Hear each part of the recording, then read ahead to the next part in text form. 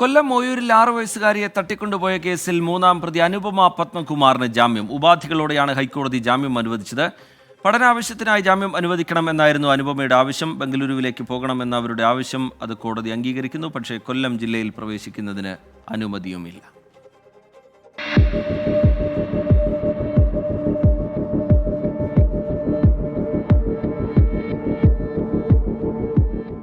പ്രായവും പഠിക്കാനുള്ള അവകാശവും കണക്കിലെടുത്താണ് അനുപമ പത്മകുമാറിന് ഹൈക്കോടതി ജാമ്യം അനുവദിച്ചത്. കൊല്ലം ജില്ലയിൽ പ്രവേശിക്കരുത്, 2 ആഴ്ച തോറും അന്വേഷണ ഉദ്യോഗസ്ഥന് മുന്നിൽ ഹാജരാവണം, സാക്ഷികളെ സ്വാധീനിക്കരുത് തുടങ്ങിയ ഉപാധികളോടെയാണ് ജാമ്യം.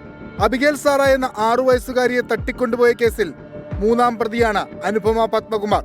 പ്രതി സാക്ഷികളെ സ്വാധീനിക്കുമെന്ന കാരണത്താൽ കൊല്ലം 1-ാം ക്ലാസ് അഡീഷണൽ സെഷൻസ് കോടതി സമർപ്പിച്ച ജാമ്യാപേക്ഷ നേരത്തെ തള്ളിയിരുന്നു.